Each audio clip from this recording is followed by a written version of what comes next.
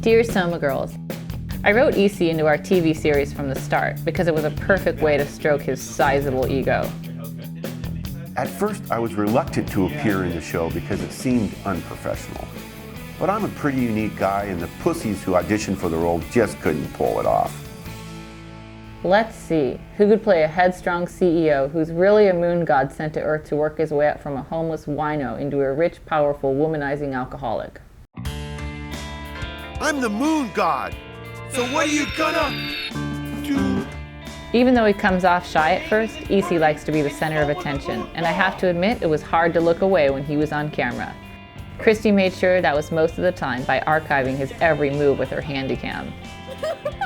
I think he was method acting because he actually seemed to buy into my little plot twist, that he was put on Earth to correct the imbalance between male and female energies and between his character and mine.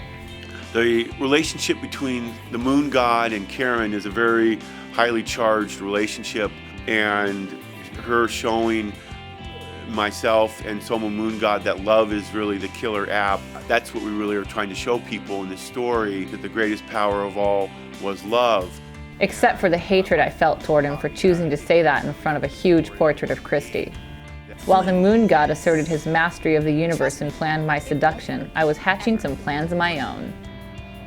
One of the pussies who couldn't cut it as E.C.'s character was cast as my would-be suitor in the bar scene, so I took the opportunity to play it to the hilt in front of everyone. Christy was safely on the edges of the frame as an extra. Put a bar and a drink in front of her, and you know what's going through her mind. You can't even really sit down and have a conversation with a guy without thinking they want to sleep with you. I think that's what I'm liking so much about being single. It's just like meeting new guys. I guess you could say I'm a pretty romantic person. Or you could say something else entirely. Fortunately, I wrote her out of the last scenes we shot that day. You want to try one? Here we go. Karen had been ignoring me, but I think she knew she was still on my mind because she really warmed up to me during the production. After a couple glasses of cognac, I was feeling pretty comfortable playing her seducer again.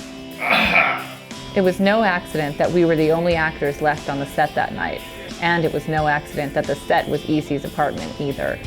Score 1 for the female energies.